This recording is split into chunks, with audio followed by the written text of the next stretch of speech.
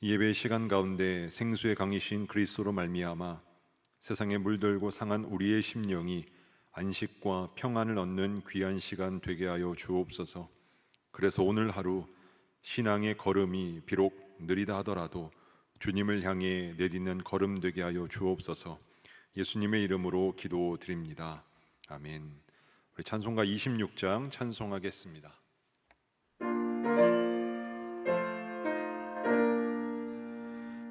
구세주를 아는 이들 찬송하고 찬송하세. 마음과 뜻과 힘다하여 경배드리세. 주를 알지 못한 이들 주가 친히 인도하사 그의 피로 구속하니 찬송 부르세. 약한 사람 도움받아 시험 중에 참게 되니 모든 죄를 이길 힘은 믿음뿐이라. 진리 되신 우리 주는 영원토록 변함없네. 성도들아 주를 믿어 길이 섬기세. 아멘. 오늘 우리에게 주신 하나님 말씀은 시편 22편 22절에서 31절입니다. 우리 구약성경 817에서 818면, 생명의 삶은 144에서 145면에 있습니다. 이제 하나님의 말씀을 봉독합니다. 내가 주의 이름을 형제에게 선포하고 회중 가운데에서 주를 찬송하리이다. 여호와를 두려워하는 너희여 그를 찬송할지어다. 야곱의 모든 자손이여 그에게 영광을 돌릴지어다. 너희 이스라엘 모든 자손이여 그를 경외할지어다. 그는 곤고한 자의 곤고를 멸시하거나 싫어하지 아니하시며 그의 얼굴을 그에게서 숨기지 아니하시고 그가 울부짖을 때에 들으셨도다. 큰 회중 가운데에서 나의 찬송은 주께로부터 온 것이니 주를 경외하는 자 앞에서 나의 서원을 갚으리이다. 겸손한 자는 먹고 배부를 것이며 여호와를 찾는 자는 그를 찬송할 것이라. 너희 마음은 영원히 살지어다. 땅의 모든 끝이 여호와를 기억하고 돌아오며 모든 나라의 모든 족속이 주의 앞에서 예배하리니 나라는 여호와의 것이요 여호와는 모든 나라의 주제심이로다. 세상의 모든 풍성한 자가 먹고 경배할 것이요 진토 속으로 내려가는 자 곧 자기 영혼을 살리지 못할 자도 다 그 앞에 절하리로다. 후손이 그를 섬길 것이요 대대의 주를 전할 것이며 와서 그의 공의를 태어날 백성에게 전함이요 주께서 이를 행하셨다 할 것이로다. 이 말씀은 살아계신 하나님의 말씀입니다. 아멘. 오늘 이 엎드림 새벽 기도의 자리에 나오신 성도 여러분들을 주님의 이름으로 환영하고 축복합니다. 오늘 저희가 읽은 시편 22편 말씀은 예수님과 연결되는 대표적인 시라고 할 수 있습니다. 그런데 오늘 이 시편을 저자인 다윗의 관점에서 한번 살펴보려고 합니다. 오늘 저희가 읽은 본문의 말씀은 시편 22편 이 전체의 그림에서 볼 때 그 의미가 더욱 강해지는데요. 어제 본문에서 등장하는 다윗은 환난 속에 있고 또 절망 중에 있음을 알 수 있습니다. 그래서 자신이 빠져나갈 구멍이라고는 전혀 없는 상황 속에서 의지할 것도 없고 붙잡을 것도 없는 그런 상황이었습니다. 마치 사형집행을 남겨놓은 사형수와 같은 상황입니다. 우리도 삶에서 이런 경험을 하신 적이 있지 않으십니까? 사방이 높은 벽으로 가로막힌 공간 가운데 홀로 남겨진 듯한, 머릿속이 하얘지며 빠져나갈 방법이라고는 도무지 생각나지 않는 답답한 상황에 놓인 경험 말입니다. 본문을 통해 다윗이 놓인 어려운 그런 상황을 찾아가 보겠습니다. 시편 22편 6절 하반절에서 8절 말씀입니다. 나는 사람의 비방거리요 백성의 조롱거리니이다. 나를 보는 자는 다 나를 비웃으며 입술을 삐죽거리고 머리를 흔들며 말하되 그가 여호와께 의탁하니 구원하실 걸, 그를 기뻐하시니 건지실 걸 하나이다. 다윗은 지금 사람들로부터 조롱을 받았습니다. 비웃음을 당했습니다. 그런데 이와 같은 상황에서 더 괴로운 일이 벌어집니다. 1절과 2절 말씀입니다. 내 하나님이여 내 하나님이여 어찌 나를 버리셨나이까? 어찌 나를 멀리하여 돕지 아니하시오며 내 신음소리를 듣지 아니하시나이까? 내 하나님이여 내가 낮에도 부르짖고 밤에도 잠잠하지 아니하오나 응답하지 아니하시니이다. 다윗은 하나님이 자신을 버리셨고 돕지 않으시며 신음소리도 듣지 아니하시는 것 같다고 합니다. 밤낮 자신이 부르짖어도 응답하지 않으신다고 하나님을 향해 탄식하고 있습니다. 다윗은 지금 이런 위협의 상황에 하나님께 도움을 요청하고 있습니다. 기도하였습니다. 하지만 하나님은 응답하지 않으십니다. 이 얼마나 답답하고 비참한 순간이겠습니까? 근데 오늘 본문을 보면 그 분위기가 급변하고 있음을 알 수 있습니다. 하나님을 향해 영광과 환희와 찬송을 노래하고 있습니다. 여기에 우리의 신앙의 원리가 있습니다. 본문 24절과 26절 말씀입니다. 그는 곤고한 자의 곤고를 멸시하거나 싫어하지 아니하시며 그의 얼굴을 그에게서 숨기지 아니하시고 그가 울부짖을 때에 들으셨도다. 겸손한 자는 먹고 배부를 것이며 여호와를 찾는 자는 그를 찬송할 것이라. 너희 마음은 영원히 살지어다. 본문 말씀의 중요한 핵심이 무엇입니까? 다윗은 지금 자신의 상황이 달라지질 않았습니다. 자신에게 어려움이 닥쳤는데 그 어려움이 지금 해결되고 나서 하나님을 찬양하고 있는 것이 아니라는 것입니다. 다윗은 어려움이 산적해 있는 상황 속에서도 절망의 끝에서도 하나님을 찾았고 그 상황 속에서도 하나님을 향해 찬양하였습니다. 근심과 걱정이 끊이지 아니하였음에도 불구하고 하나님께 문제를 내어드리고 간절히 기도해도 여전히 그 문제가 해결되지 않았음에도 불구하고 하나님을 신뢰함으로 찬양하고 있습니다. 다윗에게는 고통이나 환란이 내게 지금 계속되고 있는가 아니면 끝이 났는가가 중요하질 않았습니다. 청교도 102명은 영국에서의 박해를 피하고자 그 종교의 자유를 찾아서 1620년 메이플라워호에 몸을 싣고 60여일간 항해 끝에 무사히 플리머스항에 도착을 하게 되었습니다. 신앙의 자유를 원했기 때문에 네덜란드로 이주했지만 고생이 너무 심했고 게다가 자녀들도 그곳에서 신앙적으로 교육하기가 심각한 문제가 있음을 깨닫게 되었습니다. 문제들을 해결하기 위해 그들은 그곳에서 돈을 모아 메이플라워호를 구입한 뒤에 신대륙으로의 이주를 강행하였습니다. 그런데 그 과정이 쉽지만은 않았습니다. 그들은 이 범선에서 2달이 넘는 시간을 보내야 했습니다. 거친 바다의 물결과 항해술이 취약했기 때문에 그 항해는 한마디로 험난 그 자체였습니다. 먹을 것과 마실 물이 부족하였기에 줄이기도 하였습니다. 그런 생활을 마치고 도착한 아메리카의 생활도 그들이 기대했던 것 이상으로 좋지 않았습니다. 그곳은 그들이 지낼 만한 집 한 채도 없는 곳이었습니다. 미래도 알 수 없었습니다. 아는 얼굴 하나 없이 또 환영해주는 사람 없이 불안한 채로 발을 내디뎌야 했습니다. 첫해 그곳에서 그들은 겨울을 지내면서 그들이 긴급하게 무엇보다도 우선적으로 해결해야 할 것은 먹는 것이었습니다. TV 프로그램인 정글의 법칙은 신개념 생존 버라이어티입니다. 이 프로그램이 시작할 때 그 처음은 개그맨 김병만, 또 류담, 가수 광희, 또 리키김으로 구성된 일명 그 김병만족이 아프리카의 오지 나미비아의 악어섬에서 7일 동안 자급자족하며 생존해 나갔습니다. 이 아프리카 원정대 역시 먹을 것을 스스로 해결해야 했습니다.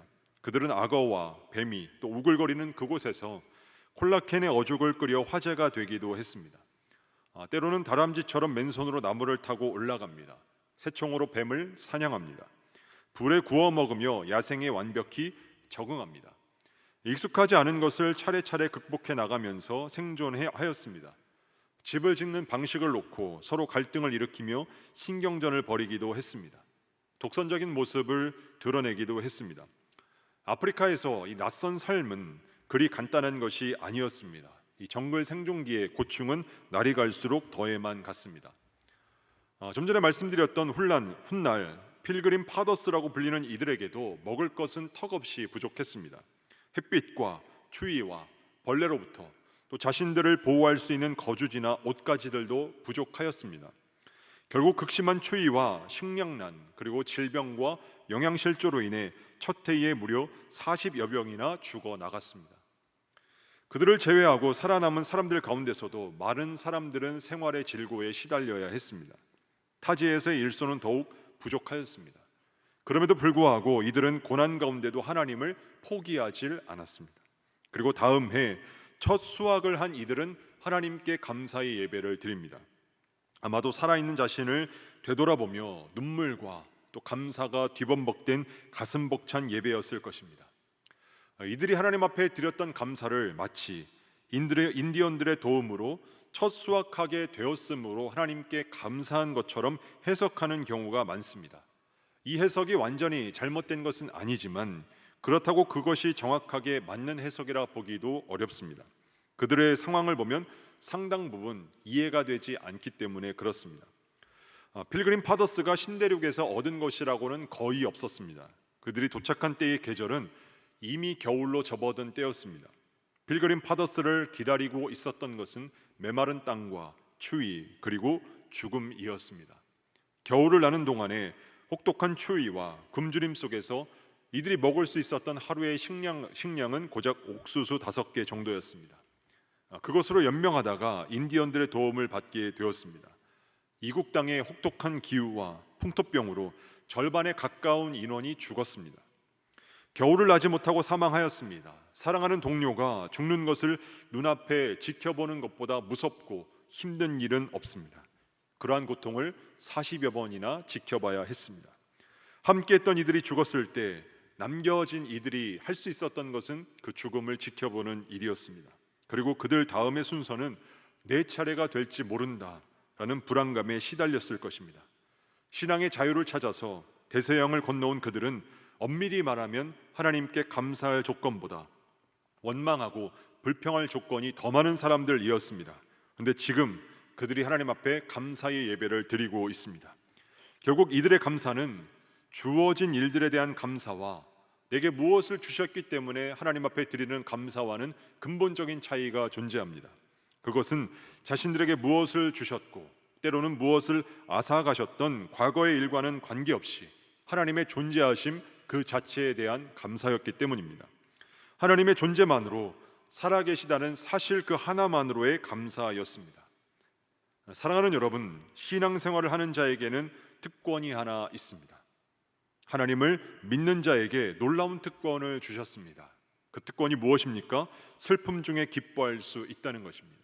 고통 중에 찬송할 수 있다는 것입니다. 절망 중에 희망을 품을 수 있다는 것입니다. 이유는 바로 하나님의 존재하심 때문입니다. 우리의 신앙의 모습이 이와 같아야 하지 않겠습니까?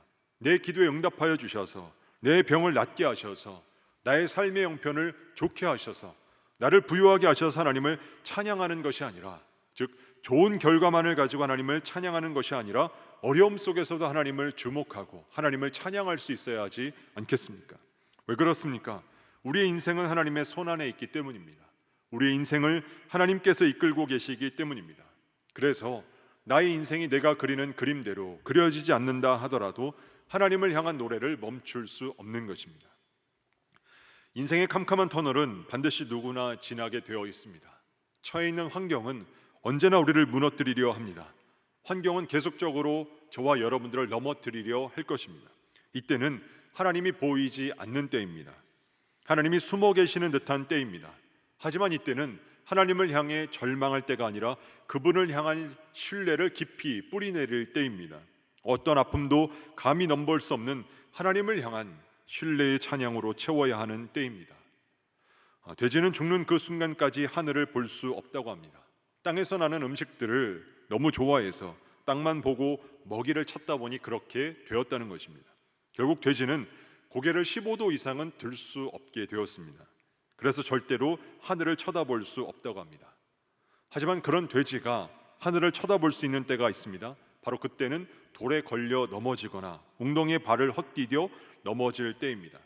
그때 넘어진 돼지의 눈에 하늘이 들어오게 됩니다. 우리의 삶에서도 넘어지는 순간이 있습니다. 웅덩이에 빠지는 순간이 있습니다. 그때는 또 다른 곳을 향해 눈을 돌려야 하는 순간입니다. 넘어짐을 통해 하나님을 바라보고 하나님을 주목해야 하는 순간입니다. 우리의 삶에 끊임없이 고통과 환란이 몰려올 때가 있습니다. 삶의 거대한 괴로움의 쓰나미가 몰려올 때가 있습니다. 혹은 일생 동안 그러한 날들이 계속될지도 모릅니다. 바라기는 삶의 순간에서 마주하게 되는 일생의 그 모든 순간 속에서 우리의 인생에 하나님의 손안에 있음을 기억함으로 하나님을 향한 찬양을 그치지 않는 저와 여러분 되기를 소망합니다. 어떤 일들이 벌어진다 하더라도 선하신 하나님을 향한 손길을, 그 시선을 놓치지 않고 하나님을 바라봄으로 하나님을 향한 신뢰가 더 깊어지는 저와 여러분의 삶 되실 수 있기를 주님의 이름으로 축복합니다. 기도하겠습니다. 어떤 상황 속에서도 찬양을 받기 원하시는 하나님, 끊임없이 고통과 환란이 우리의 삶에 몰려올 때가 있습니다. 아무리 기도해도 문제는 풀리지 않고 하나님은 침묵하고 계신 것처럼 느껴질 때가 있습니다. 고난과 역경이 불어닥칠 때 하나님을 더욱 신뢰하는 우리 모두가 되게 하여 주옵소서. 인생에 있어서 가장 완벽한 안전망은 끝까지 하나님을 신뢰하는 것입니다. 내게 어떤 상황이 주어지든 나와 함께 하시는 하나님을 바라보며 나아가는 우리의 신앙이 되게 하여 주옵소서. 원로 목사님을 통해 가시는 곳마다 영적인 양식으로 영혼을 살찌우는 일이 일어나게 하옵소서. 허요한 담임 목사님 말씀을 통해 말씀을 듣는 이들이 하나님과 친밀한 교제를 나누게 하옵소서. 이웃의 아픔에 민감히 반응하며 시대의 아픔에 동참하는 목회자 되게 하옵소서. 오늘 오후에 있을 온가족 성찬을 통해 참여하는 모든 이들이 그리스도의 대속의 은혜를 우리의 삶 한가운데 초청하고 다시 확증하게 하시며 하나님과 하나 되어 세상에서도 주님과 온전히 동행하는 은혜의 삶을 살아가게 하옵소서. 이 새벽에도 온라인으로 귀한 헌금을 드린 손길이 있습니다. 감사의 마음을 담아 이 예물을 올려드리는 이들을 기억하사 가정과 사업과 직장의 울타리마다 주님이 주시는 풍성한 복과 은혜가 넘치게 하옵소서. 삶의 어떤 일에도 감사하며 살아가게 하셔서 하나님 나라의 풍성한 기쁨을 이 땅에서도 누리며 살아가게 하옵소서. 이 새벽에도 각자가 가지고 나온 기도의 제목들이 있습니다. 새벽 영성으로 새벽에 도우시는 하나님을 경험하는 이들 되게 하여 주옵소서. 예수님의 이름으로 기도드립니다. 아멘. 하늘에 계신 우리 아버지, 아버지의 이름을 거룩하게 하시며 아버지의 나라가 오게 하시며 아버지의 뜻이 하늘에서와 같이 땅에서도 이루어지게 하소서. 오늘 우리에게 일용할 양식을 주시고 우리가 우리에게 잘못한 사람을 용서하여 준 것 같이 우리 죄를 용서하여 주시고 우리를 시험에 빠지지 않게 하시고 악에서 구하소서. 나라와 권능과 영광이 영원히 아버지의 것입니다. 아멘. 우리 이 시간 기도하실 때 나라와 민족과 교회를 위해 그리고 오늘 말씀을 놓고 계속해서 기도의 자리로 나아갑니다.